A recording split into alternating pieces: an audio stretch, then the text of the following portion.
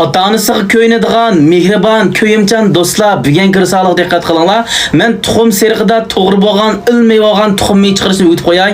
Mushu ota-onasining belpitlari og'rib, peylari tortib, bo'g'imlari og'rib, aram bermayotgan yosh cho'ng akalarimizningki mazbizi yo'g'inib qilib, kechki ancha-muncha sigili chiqib, bearam bo'layotgan.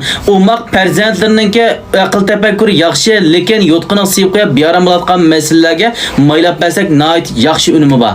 8 raqam va gullarni ko'p yo'lda o'tib saqlaninglar, doim so'zlab bo'lmayman tuqqanlar. Avu so'yib bir necha kunning yog'zi nurg'un yosh cho'nglar menga ayrimxonda bellarimiz, putlarimizningki bir xil peylir tatib bearam qilib baxab saldi dedi. Hamda nurg'un xonim qizlar umoq ballarninki mush yotqan siyib qo'yib bearam bo'layotganlik to'g'ri shikoyat qildi.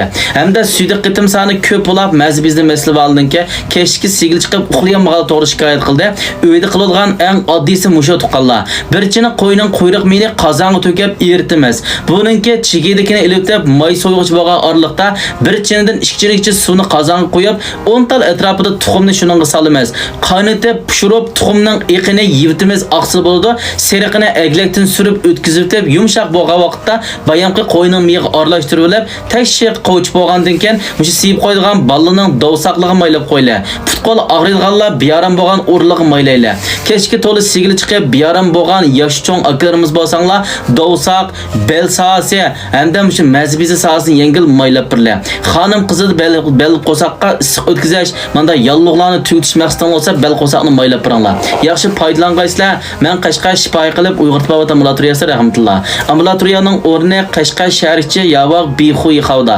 Shifoy qilib Uyg'urtbob ambulatoriyasi shu. Doim so'zlab bo'lmayman, 8 raqam va gullarni ko'p yo'l o'tib, yurak yo'lchi belgisini saqlovlanlar tuqqanlar, xolisanglar qo'shib olasizlar. Bu mening yangi numaram.